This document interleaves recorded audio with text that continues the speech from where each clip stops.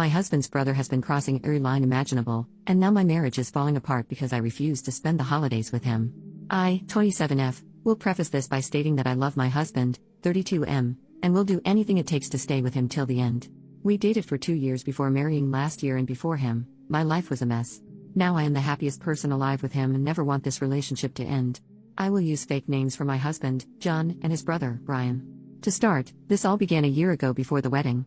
Brian, 35M, had always been a screw-up his entire life, but 2 years ago sobered up and moved in with his and John's parents. John's father owns a car dealership and is quite wealthy. John grew up quite rich but never liked that lifestyle and decided to become a nurse instead of working for his father.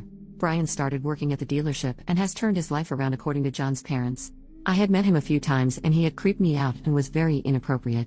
He commented about my butt and even tried to grope me once, but John stopped him. I was very adamant before the wedding about not inviting Brian. John has a strong relationship with both his parents, and it's a big reason why I admire him. So when John's parents would not attend if Brian couldn't, so I gave in and invited Brian. That is where everything went wrong.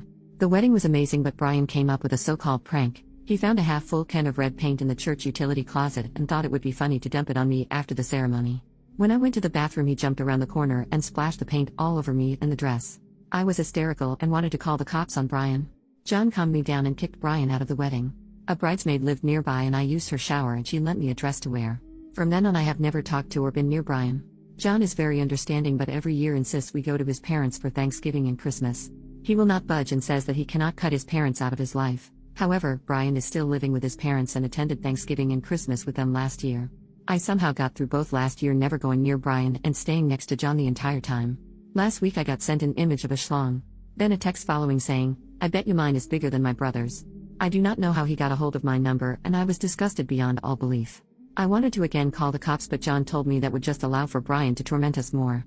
Yesterday, I told John that I will not attend Thanksgiving or Christmas with his family under no circumstances. John was very conflicted about the whole matter. He said that his parents are great people and that Thanksgiving and Christmas are all he has with them. This has been by far the biggest strain on our relationship, and I can feel John and I drifting apart.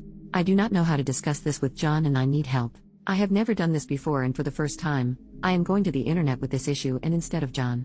What can I do to fix this situation? Am I being irrational with my demands? Update, 9 days later. To start, I want to preface this by stating that I did not want to write an update on this. When I wrote the first post, I got angry at the first couple of comments that came in because of their drastic, unrealistic nature. No, I'm not going to divorce my husband because he won't stick up for me.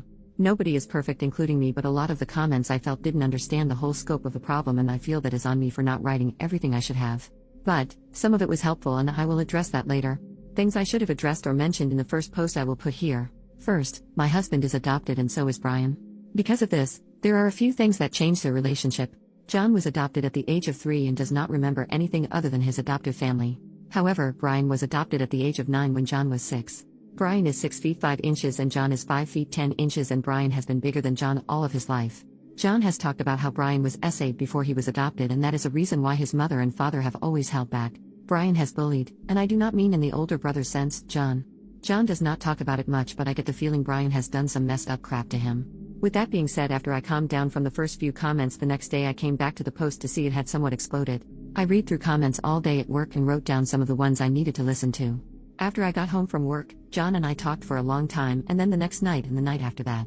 What I discussed with him was the stress his family has put on me. He by no means agrees with what his parents are doing or anything Brian has done. He opened up and did say that he felt he was failing a bit. He teared up for a bit when he told me that he wished that he had done more about Brian at the wedding and that he does not expect me to come with him to his family's ever again. He is a very shy guy and does not like conflict. He said that he would find a way for him to go just by himself for Thanksgiving and that he would just skip Christmas this year altogether. But an important thing I wanted, after reading the comments, was for him to explain to his mother exactly why I was not coming.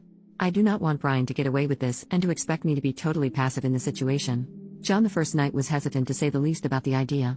He was afraid of many things about if he did that. But the second night after thinking about it at work, he decided that it was the right thing to do. He is planning to talk to his mother next week. But some of the comments did alarm me about my behavior. One comment said I might have some codependency, and other comments said I should go to couples counseling. When I brought the idea up to John, he surprised me by saying that he would like to go to couples counseling. John said he would research it and has scheduled a session for us next week before he calls his mother. I am very relieved and have felt much better. I think talking with John really helped and has assured me that John and I are on the same page. That is all I can say, and I know that there is interest in my situation, and while I do not like for my life to be opened and read like a book, I think it did help me understand myself more. So thank you for that. Venting to internet strangers did have its benefit.